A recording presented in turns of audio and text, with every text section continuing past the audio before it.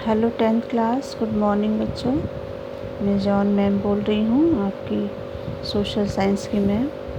एक बार फिर से मैं बच्चों आप सभी का इकोनॉमिक्स की क्लास में स्वागत करती हूँ। बच्चों, पिछले दिनों हम लोगों ने इकोनॉमिक्स का जो फर्स्ट लेसन था विकास, उसका भाग 1 और भाग 2 पढ़ा था। आज हम लोग इसी लेसन का भाग 3 है ना, या और लास्ट पार्ट पढ़ेंगे। ठीक है, आज ये लेसन आपका पूरा हो जाएगा। तो पिछले दिनों जो हम लोगों ने भाग 1 में पढ़ा, दो में पढ़ा था, उसको हम लोग देख लेते हैं। तो पहले भाग 2 में हम लोगों ने पढ़ा था विभिन्न देशों या राज्यों की तुलना कैसे की जाए, और दूसरा हम लोगों ने पॉइंट देखा था आय और अन्य मानदंड। तो विभिन्न देशों की जो और राज्यों की तुलना हम लोगों ने देखी थी। उसमें देखा था कि कैसे जो विश्व बैंक है उसने प्रति व्यक्ति आय के आधार पर, है ना, विश्व के देशों का क्या किया था, वर्गीकरण किया था। समृद्ध देश यानी विकसित देश और निम्न आय वाले देश, जिनको वो विकासशील देशों की श्रेणी में रखा था। आज हम लोग देखेंगे UNDP, या जिसको हम बोलते हैं UNDP का फुल फॉर्म है संयुक्त राष्ट्र विकास कार्यक्रम, है ना, यानी यूनाइटेड नेशन डेवलप प्रोग्राम। तो जो हमारा UNDP है या संयुक्त राष्ट्र विकास कार्यक्रम है, ये हर साल मानव रिपोर्ट जो है इसके द्वारा प्रकाशित की जाती है ना। और इस मानव विकास रिपोर्ट में UNDP जो है या संयुक्त राष्ट्र विकास कार्यक्रम जो है वो देशों की तुलना की जाती है। देशों की तुलना किस आधार पर करता है? तो 3 मेन आधार हैं इसके। पहला हम लोगों ने देखा अभी, पहला पॉइंट शैक्षिक स्तर यानी शिक्षा का स्तर लोगों का, और स्वास्थ्य की स्थिति, और प्रति व्यक्ति आय। तो जैसे विश्व बैंक ने प्रति व्यक्ति आय के आधार पर विश्व को, है ना, दो भागों में बांटा, विकासशील और विकसित देश। ठीक है, यानी जिन देशों की आय प्रति व्यक्ति आय ज़्यादा थी उनको विश्व बैंक ने विकसित देशों की श्रेणी में रखा, और जिन देशों की आय कम थी उनको विश्व बैंक ने विकासशील देशों की श्रेणी में रखा। तो इसी तरह बच्चों UNDP ने भी इन 3 आधारों पर विश्व के देशों या राज्यों की क्या की है, तुलना की है। उन्हें उच्च श्रेणी और निम्न श्रेणी में विभक्त किया है या बांटा है। तो पहला है हमारा लोगों का शैक्षिक स्तर यानी शिक्षा का स्तर, और दूसरा है स्वास्थ्य की स्थिति, और तीसरा है प्रति व्यक्ति आय। तो हम लोग एक आपकी बुक जो इकोनॉमिक्स की है उसमें एक तालिका इसके लिए हम लोग यूज़ करेंगे। इस तालिका से ज़्यादा आपको अच्छे से समझ में आ जाएगा।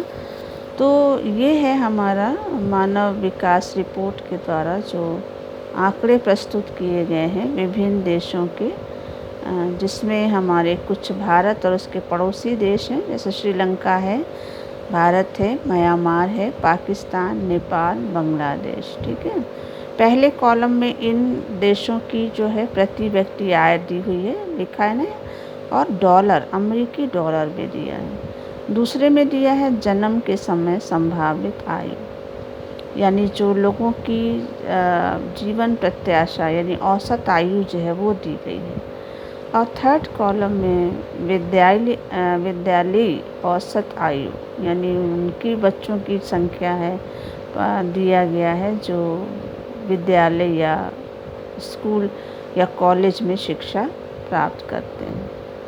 और चौथा जो दिया है कॉलम, उसमें विश्व में मानव विकास सूचकांक का क्रमांक दिया है। ठीक है, तो हम लोग पहले 3 पॉइंट्स देखते हैं। पहला था कि जो UNDP ने देशों की तुलना किया, जो पहला उनका आधार था, मानदंड था, वो है शैक्षिक स्तर, लोगों का शैक्षिक स्तर, शिक्षा का स्तर। तो यहाँ हम देखें श्रीलंका में कितना है, 75.5%, इंडिया में है 68.8%, म्यांमार में 66.7, पाकिस्तान में 66.6, नेपाल में 70.6 और बांग्लादेश में 72.8% है ना। तो अगर हम भारत और श्रीलंका की तुलना करें तो भारत से ज़्यादा है ना, जो जीवन प्रत्याशा है, लोगों की जो औसत आयु है, वो भारत से ज़्यादा है। यहाँ 75.5 है, यानी श्रीलंका की स्थिति जो है वो भारत से बेहतर है। यहाँ आयु जो है वो ज़्यादा है। अगर भारत का एक और पड़ोसी देश है पाकिस्तान, इसका हम देखें तो यहाँ 66.6 है, यानी भारत की स्थिति ने पाकिस्तान से बेहतर है ना। इसी प्रकार बच्चों अगर हम लोग देखें शिक्षा का स्तर, तो शिक्षा का स्तर अगर हम देखें तो श्रीलंका 10.9 है, भारत में 6.4 है, पाकिस्तान में 5.2 है। तो यहाँ भी शिक्षा के स्तर से अगर हम देखें, शैक्षिक स्तर में, तो श्रीलंका की स्थिति भारत से ज़्यादा अच्छी है। भारत का 6.4 है जबकि श्रीलंका का 10.9 है, और अगर पाकिस्तान का देखें तो 5.2 है।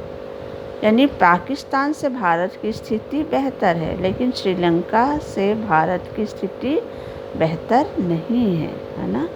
इसी तरह बच्चों अगर हम प्रति व्यक्ति आय देखें तो प्रति व्यक्ति आय सबसे ज़्यादा कहाँ की, श्रीलंका, 11,326 डॉलर में है बच्चों, 11,326। भारत की कितनी है, 6,353 रुपये।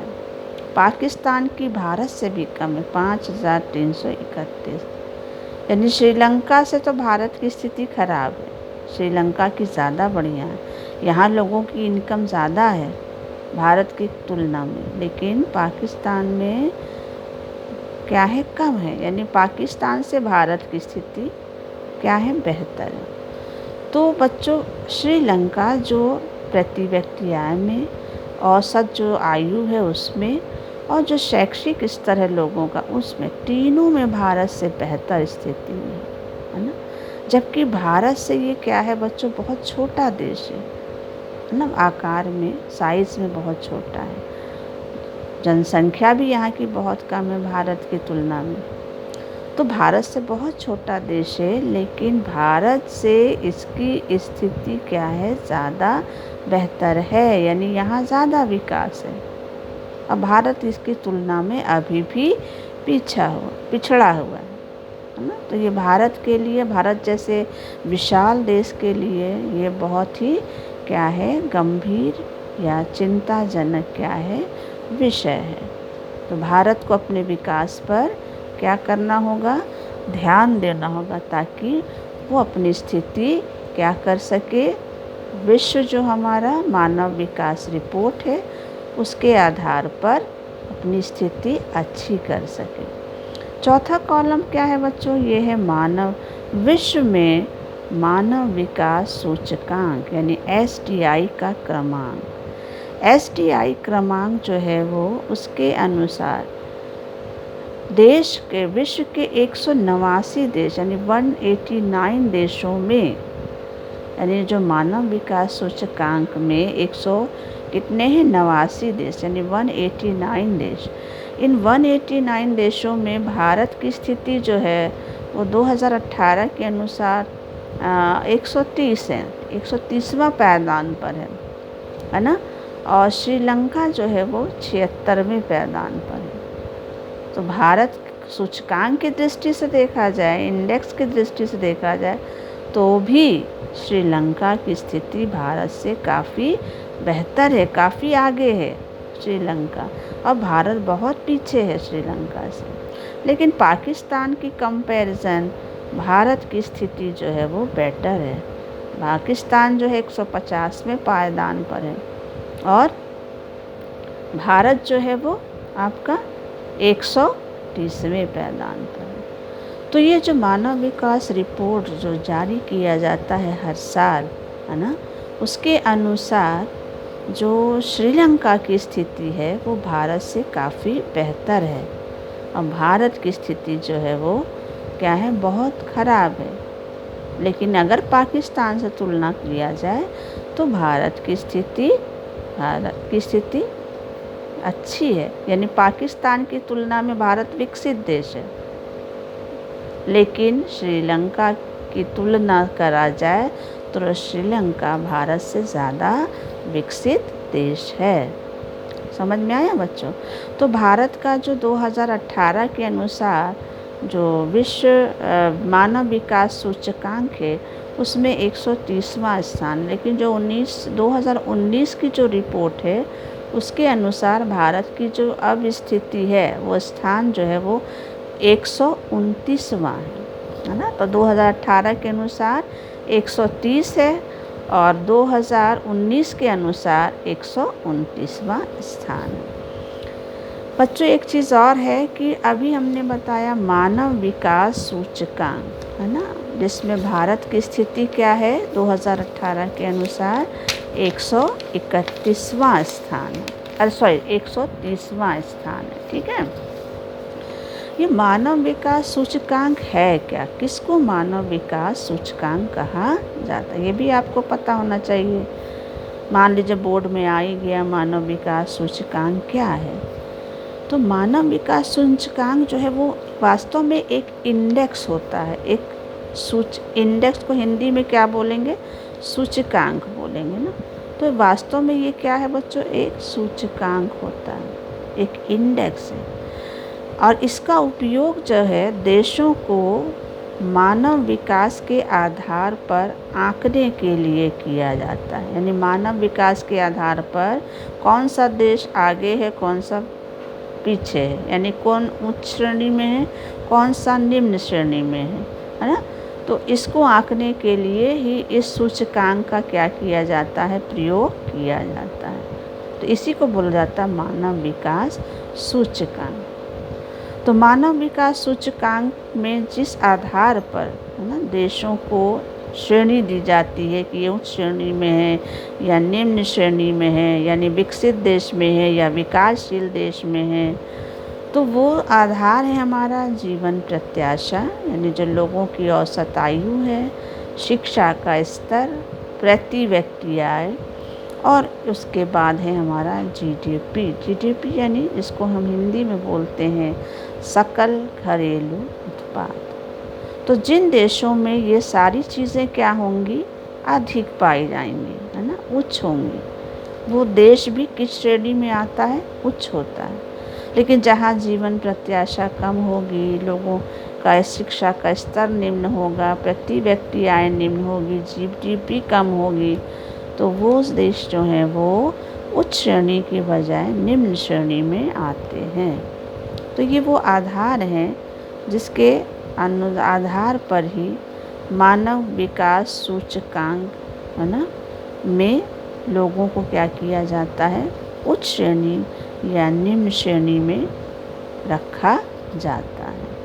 तो ये है बच्चों मानव विकास सूचकांक, यानी HDI को हम हिंदी में मानव विकास सूचकांक या इंग्लिश में ह्यूमन डेवलपमेंट इंडेक्स के नाम से जानते हैं। तो ये एक सूचकांक होता है, एक इंडेक्स होता है ना, जिसका उपयोग जो है वो देशों को मानव विकास के आधार पर आंकने के लिए किया जाता है।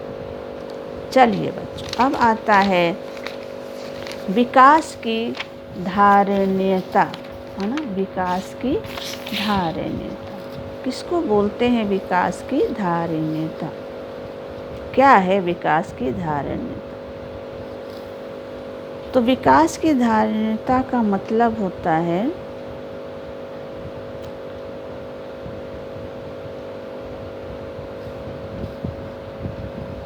ऐसा विकास करना जो आने वाले कई वर्षों तक सतत चलता रहे, यानी ऐसा विकास करना जो आने वाले कई वर्षों तक सतत क्या हो, सतत मतलब लगातार चलता रहे। और ये विकास तभी संभव होता है जब संसाधन का दोहन करने के बजाय उसका विवेकपूर्ण क्या किया जाए, इस्तेमाल किया जाए। यानी ये विकास तभी संभव होता है जब संसाधन का दोहन करने की बजाय उनका विवेकपूर्ण इस्तेमाल किया जाए।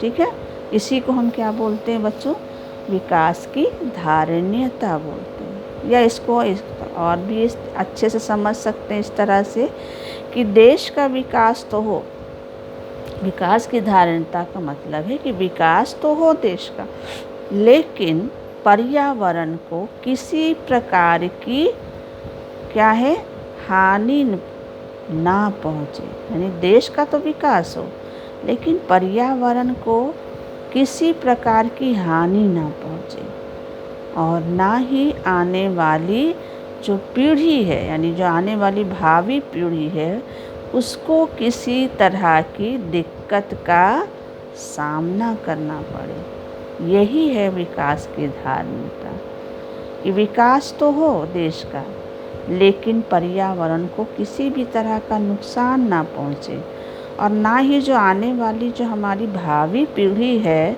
उसको किसी तरह की दिक्कत का सामना करना पड़े। यही कहलाता है बच्चों विकास की धारणीयता। आगे चलते बच्चों, जो हमारी विकास की धारणीयता है, इसके संबंध में जो हमारे 20वीं सदी के उत्तरार्ध से बहुत से भारत के वैज्ञानिकों ने ये चेतावनी देते आ रहे हैं कि विकास का जो वर्तमान का प्रकार और स्तर है ना, विकास का जो वर्तमान प्रकार और स्तर है, ये धारणीय नहीं है ना। क्यों धारणीय नहीं है, उन्होंने क्यों ऐसा बोला वैज्ञानिकों ने कि जो विकास का स्तर है वर्तमान का, यानी विकास का जो प्रकार और स्तर है वो धारणीय नहीं है।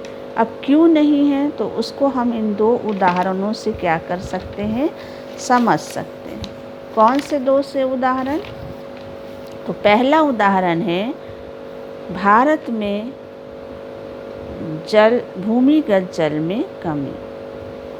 पहला क्या है, भारत में भूमिगत जल में कमी, और दूसरा है गैर नवीकरणीय संसाधन, है ना, गैर नवीकरणीय संसाधनों में कमी। तो भारत में भूमिगत जल में कमी, तो भूमिगत जल का जो है वो बच्चों जब अति उपयोग होने लगता है, तो जो हमारा भूमिगत जल क्या है बच्चों, जो ज़मीन के अंदर है ना, अंडरग्राउंड वाटर, जिसको हम हैंड पंप से, कुआं से, है ना, ट्यूबवेल से प्राप्त करते हैं, तो ज़मीन के नीचे जो पानी, उसको हम बोलते हैं भूमिगत जल।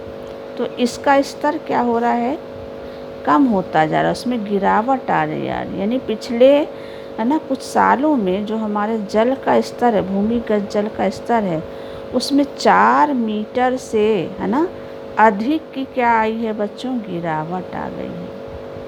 हालांकि जो हमारा भूमिगत जल है ये नवीकरणीय संसाधन है। नवीकरणीय संसाधन मतलब जिसकी पुनः पूर्ति प्रकृति कर देती है, स्वयं करती है, नहीं, प्रकृति पूरा उसकी पूर्ति कर देती है। कैसे करती है, बारिश के द्वारा कर देती है ना।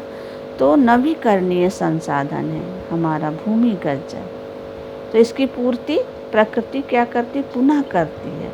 लेकिन यदि भूमिगत जल का, है ना, बरसात द्वारा हो रहे पुनः पूर्ति से अधिक प्रयोग करते हैं, यानी जितना बरसात नहीं हो रहा उससे ज़्यादा हम भूमिगत जल का क्या कर ले रहे हैं, प्रयोग कर लेते हैं, तो हम इस साधन का क्या कर रहे हैं बच्चों, अति उपयोग। यानी बारिश तो नहीं उतनी पूर्ति कर पा रही पानी की, और हम उससे ज़्यादा क्या कर ले रहे हैं, प्रयोग कर रहे हैं।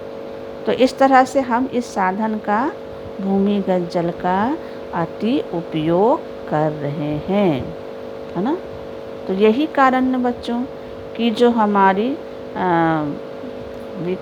जो भूमिगत जल है उसमें क्या आ रही है गिरावट आ रही, कमी आ रही है ना। तभी वैज्ञानिकों ने क्या कहा कि जो हमारा विकास का जो वर्तमान प्रकार है और जो स्तर है वो धारणीय नहीं है, क्योंकि ये उदाहरण से हम इसको क्या कर सकते हैं, आसानी से समझ सकते हैं। दूसरा है हमारा गैर नवीनीकरण साधन। गैर नवीनीकरणीय साधन क्या होते हैं? उनकी वो साधन जिनका पुनः पूर्ति ना किया जा सके या जिनकी पुनः पूर्ति नहीं हो सकती, उनको हम बोलते हैं गैर नवीकरणीय संसाधन। कौन से साधन है वो? कोयला और खनिज तेल। इनके भंडार बच्चों निश्चित है और ये अगर हम इनका ज़्यादा से ज़्यादा इस्तेमाल करेंगे तो ये जल्दी ही क्या हो जाएंगे, समाप्त हो जाएंगे, है ना। इसलिए क्योंकि इनकी पूर्ति पुनः नहीं हो सकती है। ऐसा नहीं है बच्चों कि ये नहीं बनते हैं, बनते हैं कोयला तेल, लेकिन इनको बनने में एक दिन या महीने भर का समय नहीं लगता, इनको बनने में हज़ारों साल लग जाते हैं, है ना। इसलिए इनकी पूर्ति जो है वो पुनः नहीं हो पाती, जबकि पानी जल जो है उसकी पूर्ति पुनः हो जाती है ना। प्रकृति तुरंत करती, लेकिन कोयला और तेल बनने में क्या लगता है, समय लगता है। इसलिए इनकी पूर्ति क्या है बच्चों, इनकी पूर्ति नहीं हो सकती। तो ये दो उदाहरण हैं जो विकास की धारणीयता, है ना, के संदर्भ में है कि विकास का जो हमारा वर्तमान जो प्रकार है और स्तर है वो धारणीय नहीं है, और उसका उदाहरण है भूमिगत जल में कमी और जो हमारे गैर नवीकरणीय संसाधन हैं जैसे कोयला और खनिज तेल, इनके भंडार भी क्या होते जा रहे हैं, समाप्त होते जा रहे हैं। तो ये लेसन बच्चों आज का ख़त्म हो गया है, ठीक है। अगर आपको कुछ समझ में ना आया हो, दिक्कत हो, तो आप हमसे पूछ लीजिएगा, मैं आपको समझा दूँगी बच्चों, ठीक है। तो थैंक यू। अगले क्लास में हम लोग इकोनॉमिक्स का ही सेकेंड लेसन पढ़ेंगे।